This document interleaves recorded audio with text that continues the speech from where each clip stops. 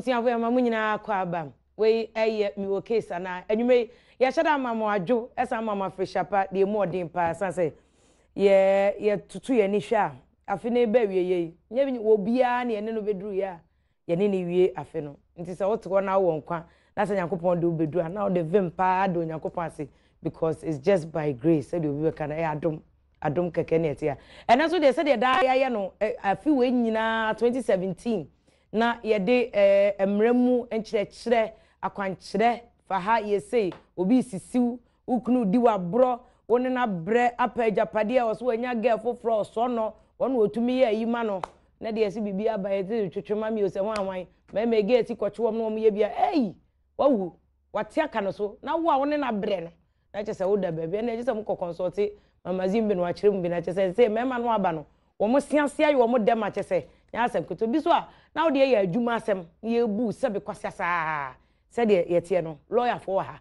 se de problem tie bia wo de ba ye de be mo mama mo so nya boche acheche mu amam ya fra me vim lady efia pokua Friday enwumre bia che se mi Wo Case Anaa 9:30 ene ye de bra mu ye wie kunkum bag ya no na che se de aba na 2018 ya fefoforo ebesi mu no Onyankopon ya adom na so de yankwa no dom yen a ene e show no kra be kese mo na ye be san atrem wanya kwan abusa che se mo no lawyers be bon komo de bro ni be ka se interactivity na be bam ti ana de yanko yasem no so na fe yemfa mi Wo Case Anaa emro se de mbi ka chem dada na ye wo live e wo Adom TV ye wazo ye na so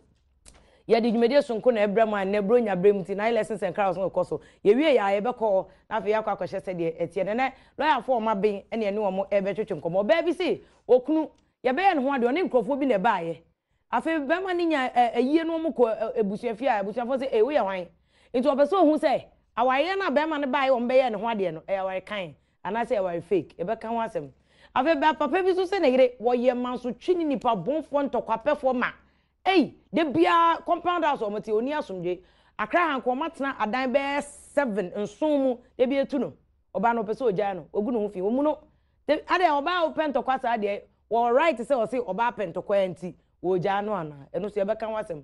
afa abrantie bi susu akwaware oba bi wo che so ono kra de ha no wo okolegon no say ono a ope visa nti okope visa ni bi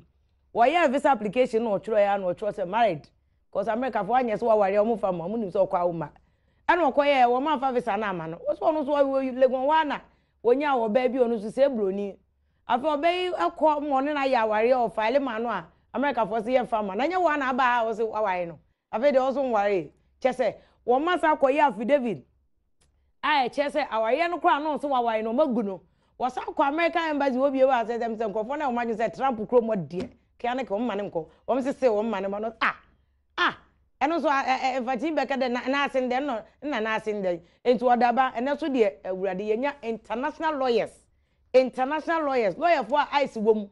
lawyers ya ice ya che fi America no ho an ye to plane sometime ene o maba o me ne o mbetwetwe nkomoti ene de bi waso ne tie na wo de ewom aware ewom adwuma de ewom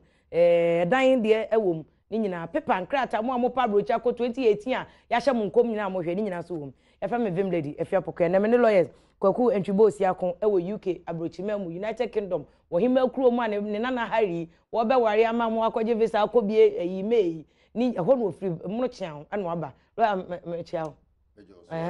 so bu fi UK ho ene e chian bia na me feel ice ni bi yeah me am choose ice ni wom ice ni wom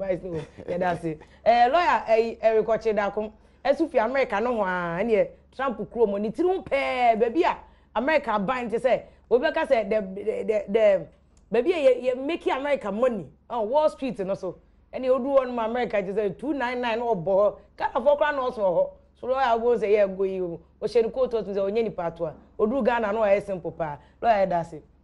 so ice number no odi ice number nti okra dia wo was saying na make UK hono some more there's no na start it to papa that's more than to embo a top up who dey trimu da UK for see ana otia enye fe dia grokra emotion ene ye be ka visa na sem so that ye be hunu ansa ne aba ya hye hu bi ansa ne aba ho ho hia ba ho hia ti abusian fo ye hye yasem na se na ye nko ensem ne mu na yasem edika oba bi wo se wo de Mavis wo ne be ma na ware mfie so 7 years nti enya ware a enen na se ya ene hu be ma no afo ware oba ma ni mfie so a wo se wo hwe ya be ma no mo be no ho ade so mo de dom na ba o se ne ma mi ni ehu ahwani ehu ahwani ya no ho ade kama ye tuetire nsa yaje we yaje ese oba na yi wo yaje di nyina ye de oba ba se be me obe wa no se me wa no afedi wo mu wie ya eyie ba be ma no krom no mo koye a we de be hu no se na wo ye hwan e a wo di abanti echo o me yire no no wo se me sheka wo se hwe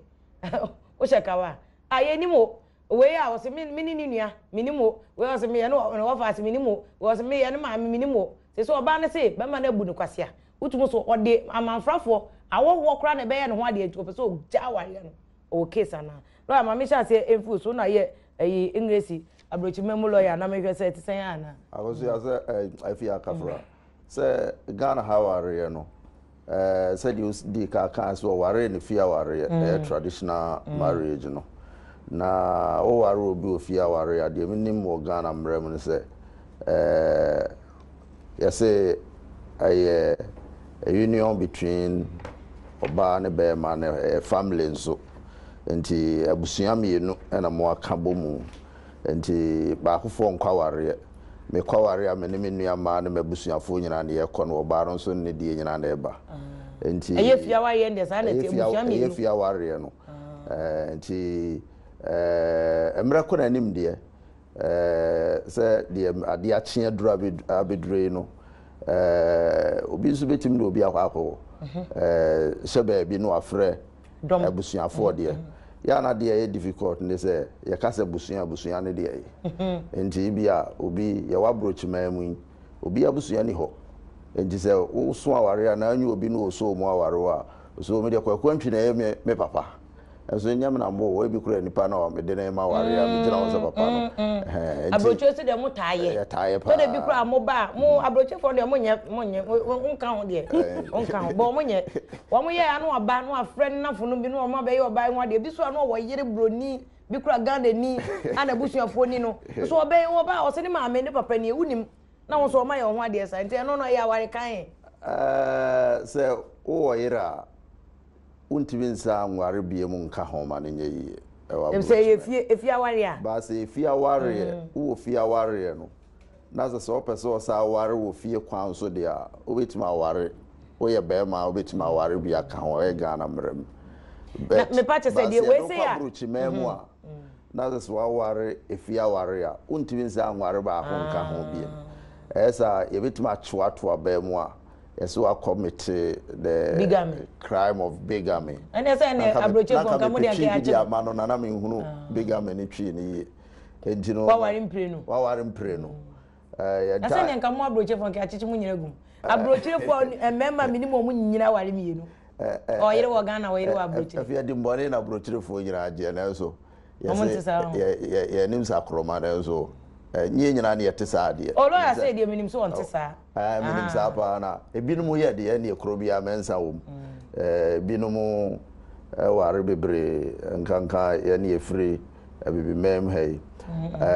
Abrofo no so bi yesa. Mem de hunu say nipa subai. Nye se broni ware ma bebre de. Na nso o yere na ware oh yes mistresses oh chen one said that for obun kwa bem ko sign there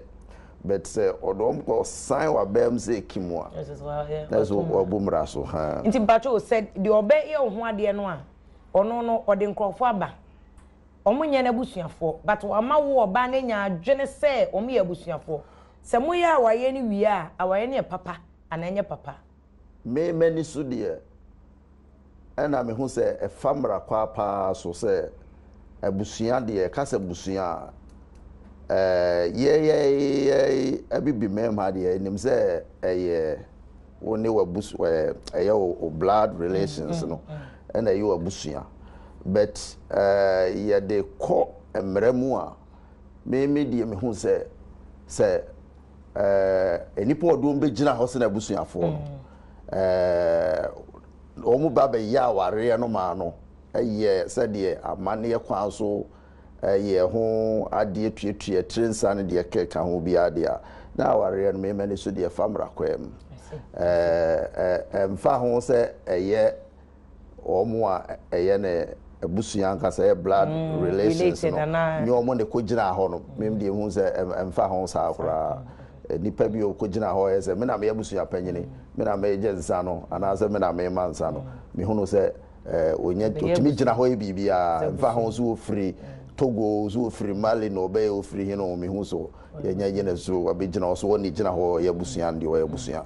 abusua fa be twen ho aba ne mo lawyer ma mbusa quickly na me ba no ma shada mo wa chetim say they okay oba no ntumi nka say eye na ada say misrepresentation what the trust say wo abusuafo ya ba be hu say nye wo abusuafo nti anu ntimi ntumi nka say we dia ware no de mo ka say nullity ntumi nka ne say say ya wo aware ahoro bebre in our Ghana ya wo marriage under the ordinance and ya wo marriage under the Mohammedan law nkramofo de ansa na ya wo customary marriage ni nyina no nia wode ho bekwa hwemu no ehomra na ekekere wo nti abawi de ya maybe aware ono no call marriage under the customary law say akasa customary law marriage ne dia na ya amamre ko a obo ebusua wo bo amamre no eno na kire se aware yaware papa anase enye ebusua wo be ma na oba no usually ya oba no amamre ena ye de ehwe enye obema na amamre enti se oba no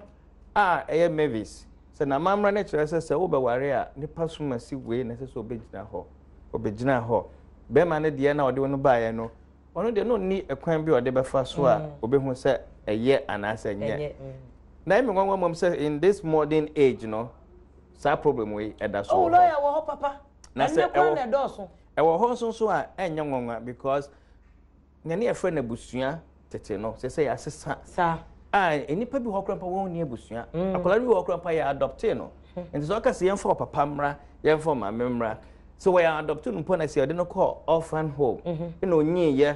obia institutions afia na se wanyi ono abone bra o ka so nkofa ne maame mra onyamma ne papa mra onyamma nti ne pod won abaye ne maame ne papa no won no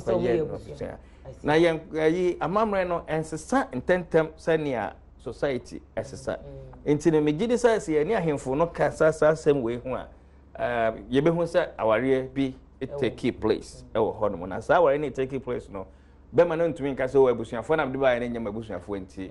mesia da edadawo nti oba no ntumi nka se no nti ogina so agya aware na oba no de obetumi agyai aware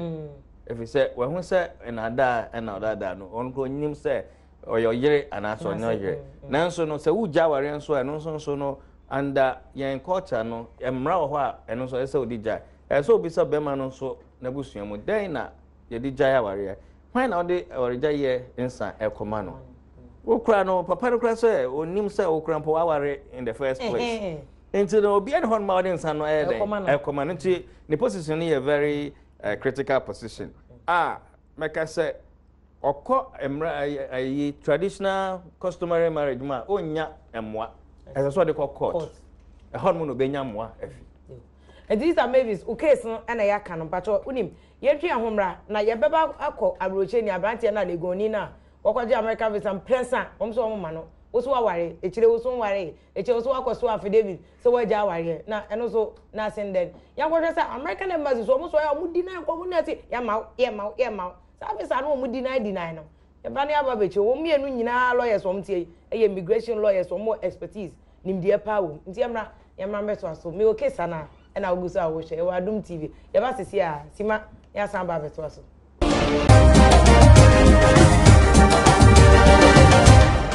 abusia vo ya san ba bio me Wo Case Anaa na still wo hwe live wo Adom TV so na ene se de ye kan asama ye di kan ka de ye di kan ware se ye koye oba ho ade a ana ye koye nhwehwe a ebibimemu ana se ye nga na ha de ye abusua mienu na ye nanso said the lawyer for achemu said the ewiase anyini ni tiri said the nipa atutu akotena amawodo so nti betimi aban say oba ye be yo ho ade na so na ebi a okunu na busuafo na wo abusuafo o maami a wo na sa wo papa wo potin de oni ho ebi a wo fa bi na esi a na mu abusuani bi court ne beja tum say ya ware na mu say wo mpa say bi a nipa no wadi tro wo sheda ka cho so chini maami ne papa ni na nya sa ade a na eno so tumi nya kwan eko court na said the lawyer for kan no de umfanfa amamre kwan so enkogu awaye na de afa court dem na fia waye egu no court ma na yemisrem asem ya kasa so still nkofo da fra ebuza ye efia waye ye ho de ofia na se sebe be ma na so oba na bu kwase a fafa tugba ho obegu aware na ma be ma no ntumi sisi o ntumi brown o wo si fi aware enti ntumi fa oboa fa court obo fa court o chire kom sa ya se kom wonu mu kom fa court sa na lawyers na ka no mentra ma se so bebi nku ene ni pant na wi ase nchesa nti anko ye nsema etoso mienu no so we dey abrantie so okọ University of Ghana Legon na owo University of Ghana na onya ho kwan so obetu kwan nti onya ho kwan so obetu kwan no so we ne obeye forms or fill visa forms in ade na baby a na ya cho se wa ware anase on ware single or married no na so onu de America for wa hweye na akoka se single o say wo crown this account me ma into o ye say married no take care was what take married ni we your call interview no say ma how ana o tira ni baby obompa ya o nam Legon wa na woni mabrofu ya wo mbe school nu onya baako wo be su ni timo mere won ne kan ya so be wa no wo be ye pepe ma no wo mko embassy no kwaje visa na eno de o fill form no oba na file o ye very man o ye ana o ye so say se single one na ebe ware o mo say ye man no wodi kan ba house married ye akoy so fe no wakai to oba ye ya no me se no oba na be ko okọ America no san ne no ebe ware kama ba ware papa o afi wo mo san ko file man o file man bi wa afi America fo say ya ye mama na ware ba ko no wunwu aware no on to akọ affidavit ama o ma twa man to affidavit say we nim we ni wagu aware no o mo say still o mo nti ase so o mo gu aware na aware go egu ni say eno won ti America for na so say kia ne kia say America for no person be man visa nti mama sha say o lawyer o chida ko no ne o stamp eti America White House lawyer Abanti Wo Case Anaa ni case America for no deny visa press yes wa aware so akoye affidavit agu no so mo ha ne say yo no cre say visa nkrofo de call America no pen bebre no ho no ma o fill forms na forms no boxes kitten bebre ho America there box bia obe check bia na so obe mark bia no e wo ho sonson so enti bo all the ma wa ware na ware ye eno say o take so wa ware a untumi ma message wa no da say na ware ye e ya ware immigration law what America pa Immigration and Nationality Act and law no ma clear says utwa ntro America a wo give visa forever and say ma okrata na odi be wura America agi say why waiver na waiver no ye beka ho asem nti abrantie we die na edi kan na visitors visa na okwa onware ye enso kan say wa ware eno ye tro so won na so ka no kra abrofo mo mpe no kra abrofo pe no kra o ebe mo wanwane say we ni no kra ewo enema bi mu a entro no twa de to ho no mu a ukwa no akwakohia no wenim timpepe ne mu ne say won adi ntro no onya ohaw more than won edi no yes now esan say otwa ntro di kan say waware a onware ye nti ne etusumie no onya girlfriend a girl no e file fiancé visa e de man no o call embassy ho no na e kire say waware wo say oye obi fiancé o kwa ko ware no American so de aware mienu eni ho polygamy eni ho nti untumi anware mienu na so akoya affidavit de ja ware no also offer okoje visa de dikan na o ma na etusu mienu so say ne etusu miensa de no nti mienu no ho asem na ye kan mienu ne etusu mienu no say wo ye American citizen na unya girlfriend ana boyfriend ewo Ghana na ba bia wo bia utumi file ne friend of fiancé visa ema no o sa your boyfriend ana girlfriend o boyfriend or girlfriend yes no oni akuno ba bedu America o 90 days I say o ware no so one to me anware na say osan ba back wa ma back a otena krom ho no ma obeye dan ya ma na krata lo kan biem yes so you American citizen and we only for citizen we green card and cover we American citizen that's we to kind outside America no akokohia oba and no akokohia obema when na Trump na why wadwen so obeware no obetumi apply for fiancé visa amano fiancé visa no o apply man on na de man oba bedo America o 90 days say o ware so when ware within 90 days now I bro so 91 days crampo a ware en fakrata no emma ne tusumi no so wan ware oni akono ode wo ba ye na o ware obi se dan a yan fa visa no ma wa America ho na enye ye yes America for mrano no but one the boy why ni pa foforo no so America ni kro mo fa visa no ma wa bu won kro ni kwasea wo ye wadwen se wo pese wo ba hod mo na wo de be hwe ha fa e bia na afiami kan wo wo lai mo bi wa America hod mo de da na wo be hu obi wo don sa fefa ni tiri hu a wo ye yama onu aye odu kodu ya pa so ni ba ba da bi won aye won tu emra no wa kiresie no won hu sine wo be fa so eno ne to sumie enti fiancé visa no so no untumi nka se waware esan wo fiancé eka ho enti ese ko ye divorce crampo ansana wako apply for fiancé visa no okoye no ko hu se bibisa eda so ti de to sumiensa afi de wako ye divorce na wie now under divorce in America no you will be a foreign affairs manual American embassy for you sue foreign affairs manual and American Department of State and so you sue foreign affairs manual no kire krobia ne mra any documents are krobia produce you baby esese unya no ho mra eda ho now for Ghana you say answer na awareja ye krata ye divorce certificate be dia tum no ye wahoro mie no ye one awareja ya obeja under the ordinance court de no munniama ko court mako bon kwa du ya ye bi asensan ananse ebe ye divorce under customary law efie die no efie die no na say efie die no krampo a esanse esese ode paper na kire no ye wo mra wo ho a paper ko a ya accept any ni ayan accept now abrantie no say okokoye ye friend no statutory declaration under the High Court Act now sir affidavit state say meaning no shia wa ha ye say wa ha ye jaware e no pe na commissioner of oath na sign no de ne stamp kokoyi e de atare so say ban America for nje wa won peni mahwe wa won nye empeni mahwe na do mo be shemra ma Ghana for well America for so Ghana mra America the controlling case law ma divorce certificate kwa ye je America no the friend of matter of kojo under INA immigration and nationality decision every abrochesi wa broche but I apply wo Ghana ni ko waware wa ha oba America obeja ye getting certificate ko ye waware ni yire wa America won hwe mo so ni certificate ni ye nyi entumu no so on tiasie in a court appeal a court ya ko do board of immigration appeals and decide decision way and na yomo dey determination yes na no emma criteria so what person wants to church Ghana mamre na effect abrofo no mo kire Ghana mamre abrofo no besua e kire senia etie won se ne edikan ansa na ye be gisa statutory declaration no edi no one as I register was with a civil authority and that's signed by the judge. Now, civil authority say, we have divorce certificate no we are. That's what they call AMA. And I say KMA. No ko je paper ba ko e de asan to so. Sa paper no. Yes, sa paper no. O hwe PNDC law 111.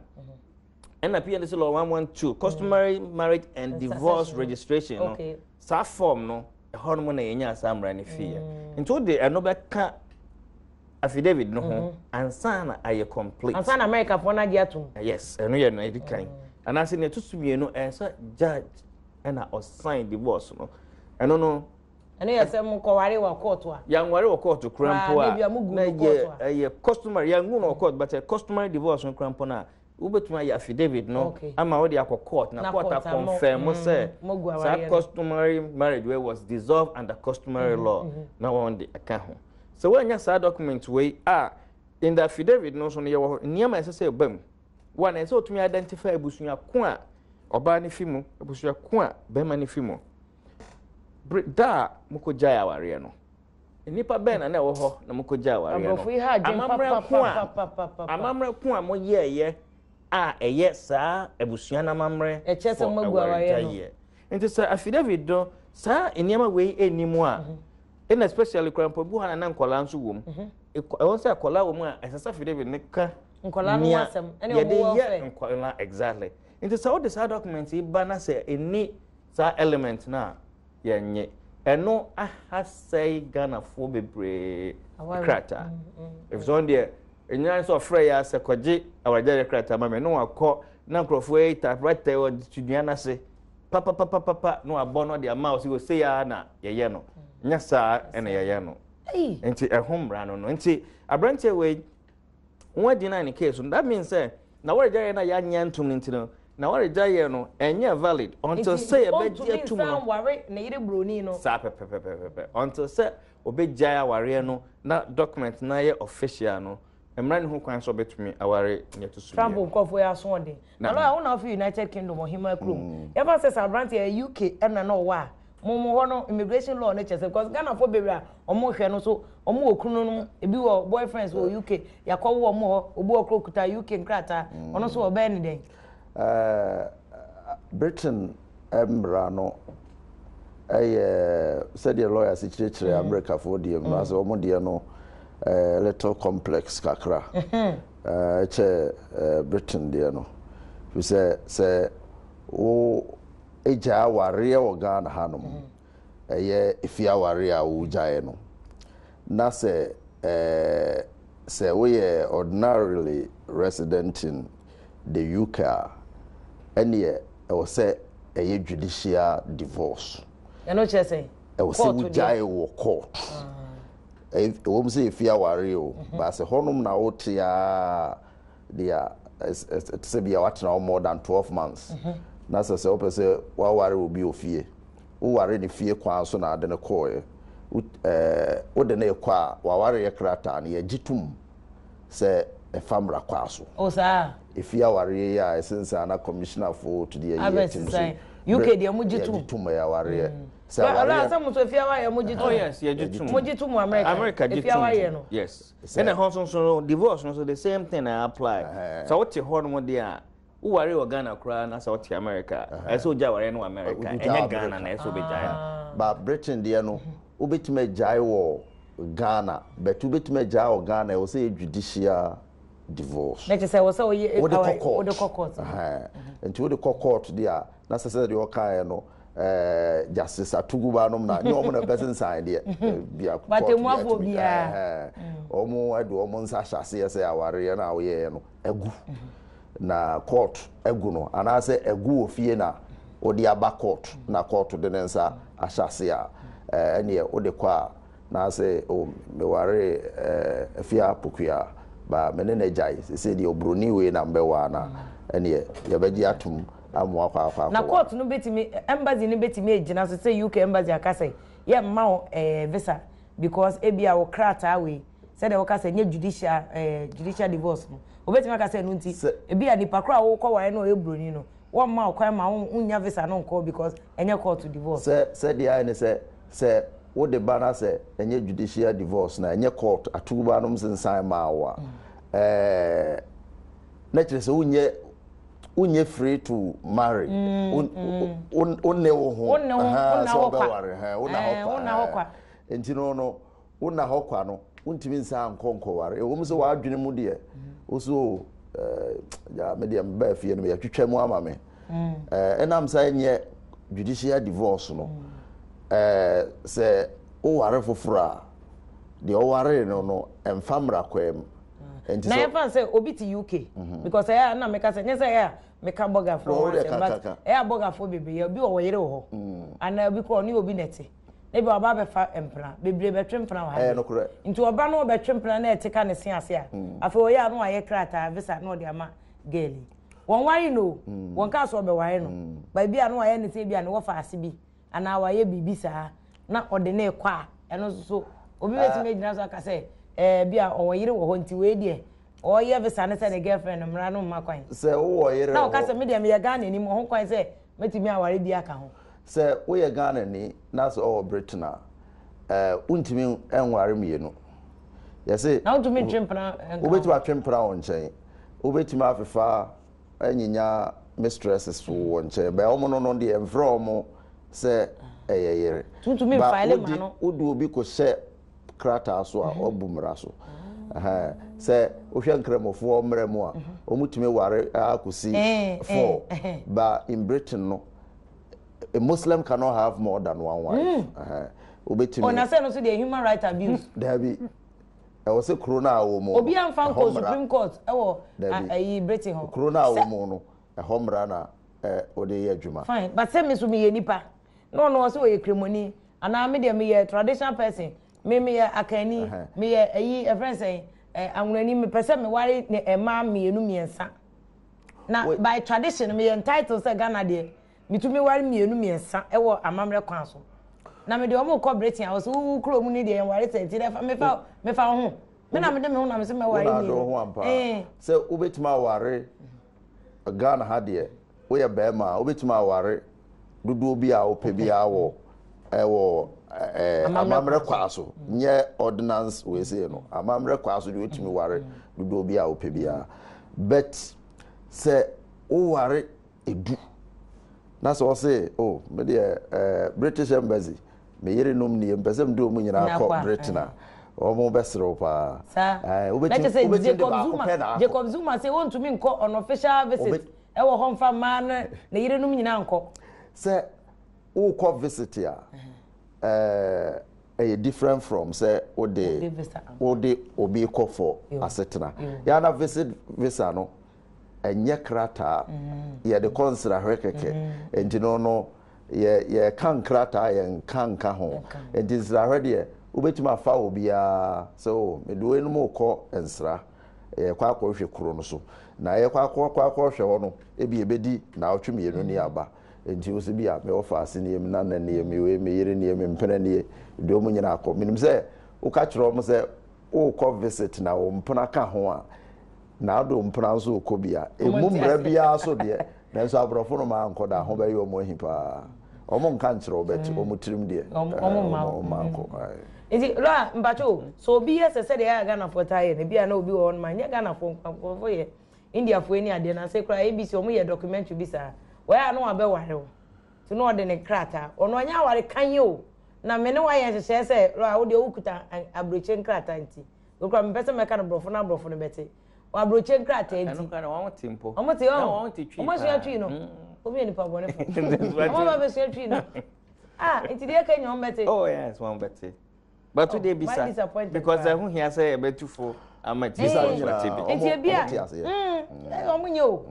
obi a me de nkrata ba be ware o ana ona odo nkrata ware me ti eduru ho na be boso me miensa na oni afade ye nyina mi enu nim se ye obi a wo ne yire obi a wo ne kunu nya yi bia na wasan ye kana na ye gu aware ne boso miensa wasan de krata na ko ware foforo eno omo be ka se gbumra wa na odo ho na se boso miensa bia be ware and America emramu no ye wo bibi e fra no bar to marriage fraud bar and say you find you who say who worry obi for the sole purpose of say ubenya krata forever and say ma krata ma ba kromu ho won fasa suban no forever yes won fasa suban no serious pa enti say obi kacho so me wa krata na mpese me de be worry o na say onim say nya worry papa media my future make kacho ne say oni akono jai if it's one here now chance I would be kwabroche ho no ubesi no na bi so ya ma na ye lawyer na be minim so e bi a o se o e bi na say kra e se sabi gay fo wo mo mpe e bi kra to me yes wo mo ye gay fo no ma ware wo mo do embassy wo se kire de e chese o yire no afena no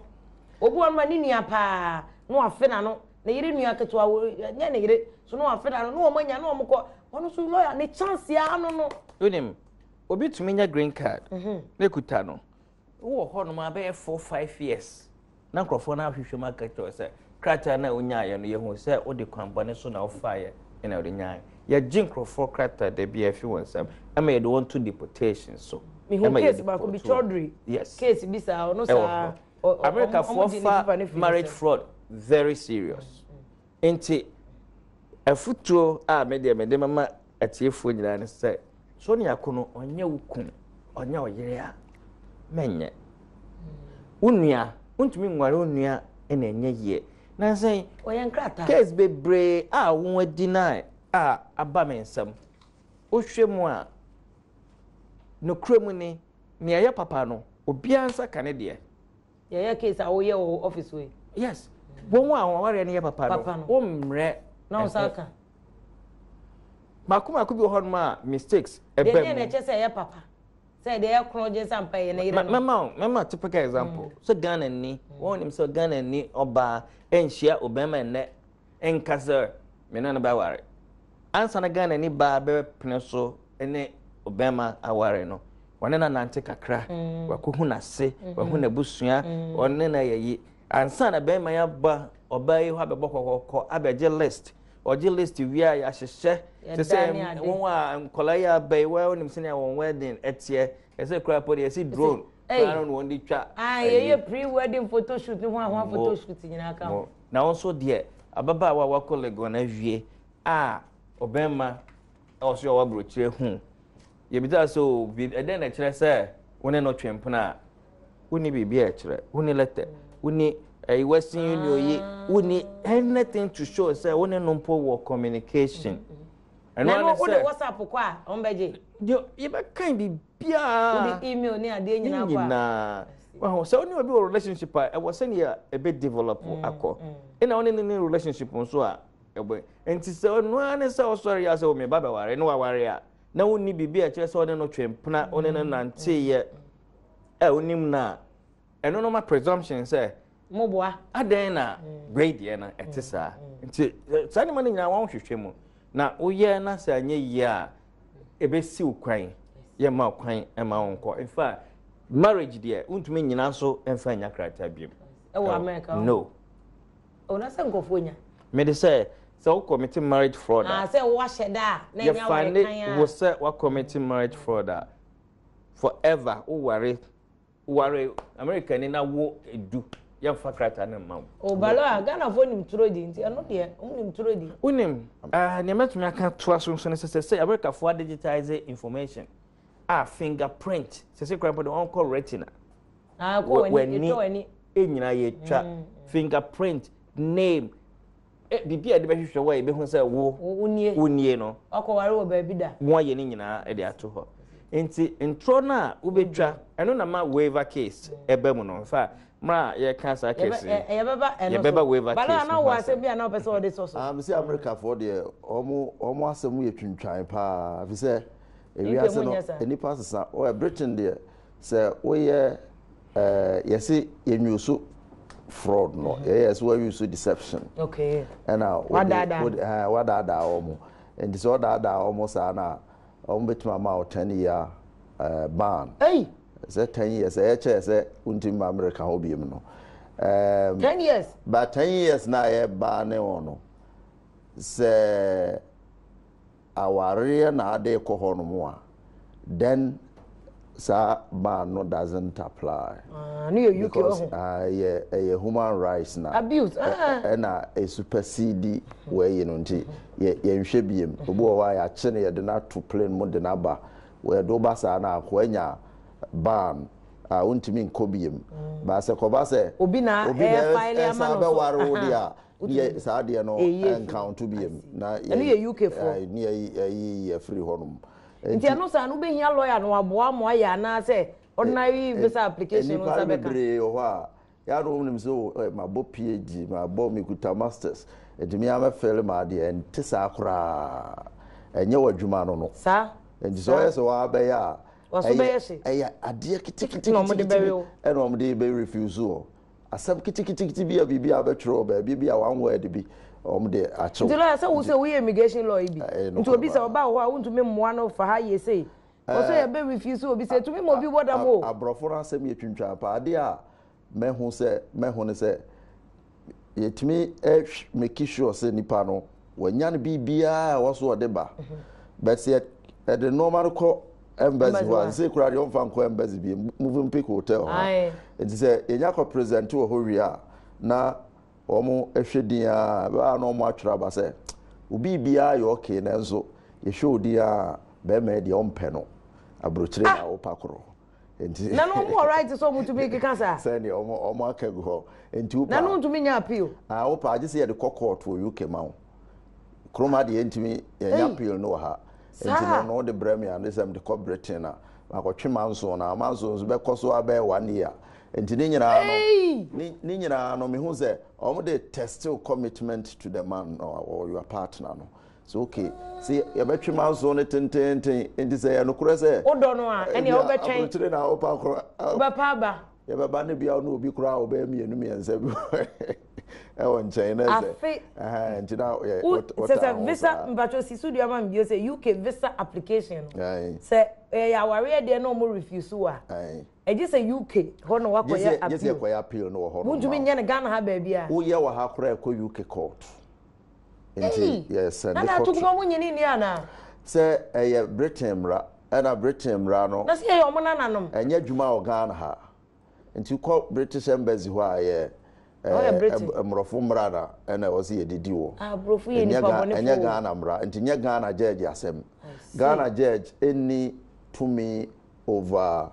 sa embassy no or more diplomatic immunity. And you know, known to me and Cassa was some British embassy. Was some or him I say Omra Supreme Court. Ghana. Elizabeth now when I train the you. She just talk at also do the court and the Chrome Court now, the Chrome Court Shermano. Mamma to us suppose even in the US crampono, we are Ghana lawyer crampoa, untumin court immigration and as American embassy were ha with your Ghana law license and say Okwa representative will be that process. I just saw you admitted were US court we a lawyer with US and sana be to me alcohol no alcohol represent yes embassy ho fia na wo ho no so you Ghana ni a you Ghana ni lawyer na say the letter koto ho no mo a wo hwa no one strong because so you US lawyer you must be admitted US court US sana UK dia no so is also regulated by one of the regulatory authorities no ho no e bi a say when you lawyer or Britain so I was say wo Commonwealth country where there be your immigration services commissioner and so on so mao license and yes and yes wa won't me emfa no man ko in your name so okay me the normal aba mo hwe me nipa we dia mame bon ade ba ko ye very clear about abrofo so mo nim kwan mo pa adwuma mo krofo so ye de ye nyesa ye boy adwuma ne gu unim yenhwe se ye beka ayi ede person ka ye ka abrantie yi ede abrantie ba ko a wo ka se ayi ba ye bre no eya ria enisa ntunim mo me fesi anum se ne yenhwe ayi no abrantie ba ko na wo ka se ne ire otwema nso na de bia wo ma ye tu no ane ade but ye beka no so yakopon ya adoma afufufo ni mo new year ne aka na sem na ma no but lo mama musa se saa enkrata sem ne ho aware no die pa ne ade ese fata se UK ubeye na wa famra kwan so nka obetimi abobo be ba ko me so person o bi wo hot mo ba be waro dia aware no o se eye genuine na genuine kura na eno nkire sabrofo no de be ma o betin dia ma o de so toto no ma yie kama na so amoa ba mu a na minim se enchepi no no mo haye wo de customary efia ware no kwa no mo yeso mo nyintum ba ze say court of appeal no as akwa bi e frɛ na oku no mo twen ma nso ama o mo samra no ze say ya jitu last year case me bwa enti ya jitum enti opa obeware no fie de penso abeware no wedding dodo no nti di opa bia no eno ane se obeye ne se ya ware kan na mwetwitwa mfoni bebre abusuafo wo ho oso mhu ni nyina ena abrofo no besa ahwe enkoma amudie se mudi nkoma Ghana fo ne ana mi reading crofo no ma mi hu so obi ka se odo ode me pa o mentibi mi hwe mi hu bi wo na se Ghana for the I love you the that be lawyer Ghana for the I love you the same any I love you I love you the kwa dey mami skama mini mami o to ne ma de mami I love you na make carry obi nso ne yiri twa photo abaka so ne nua enti ne nyina no so odi kogu na brofo no hwe o mze we dey be se ne nua we dey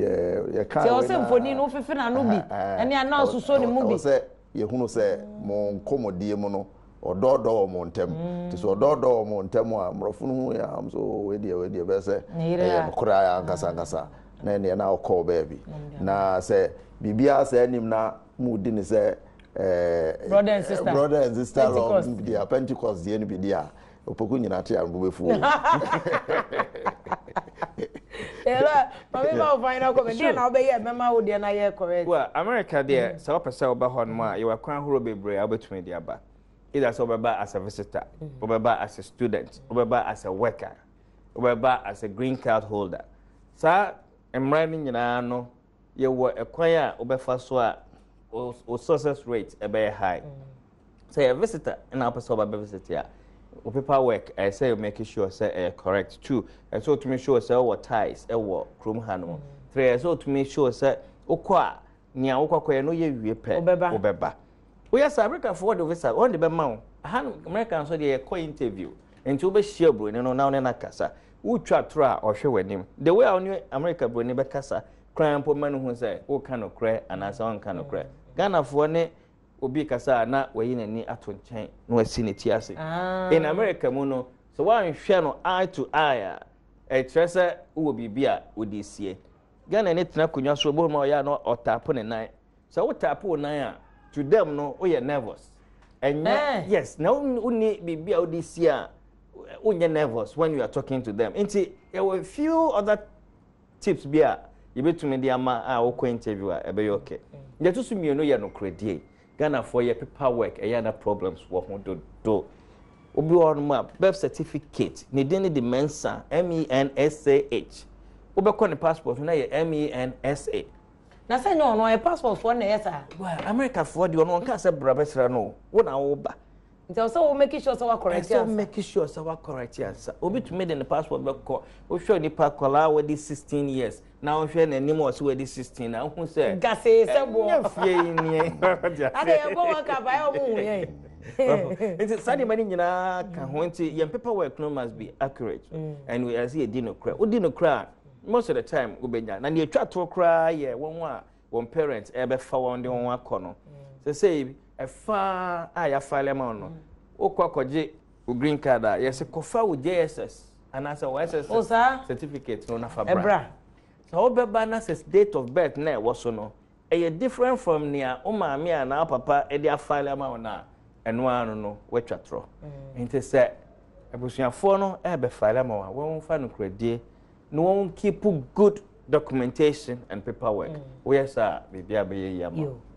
ya dan wase pa se ma boy ma ene yate ensem na se abusuafo na ye se Wo Case Anaa e benya de yesia no se because ene de se mansua hwe kra na enye visa homra mesre wo kopa visa na mpese e bi di na wo ukunu wo ho wo boy bi wo ho wo fiancé o so obe farm mesel lawyers na wa ha there's no you say obe because enya sa na e di na wo na fa wo kwa bra obe bre no to frame me na mama wo mo number wo ma church of ha ye say say ha ono lawyer kan na enye professor adwuma tim fa professor asem no conversa no so yes I yire beka broche na atia wo na bede wo guess yi wonderful jene for guess na abawie oh jene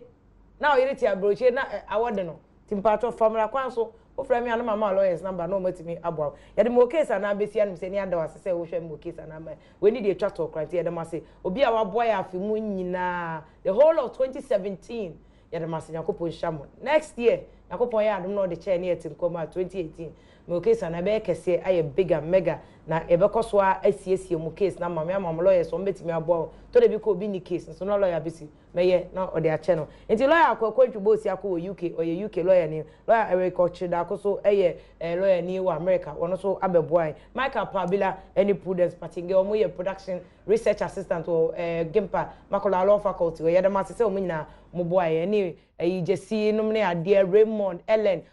cameramen fantastic people just say we need our cameramen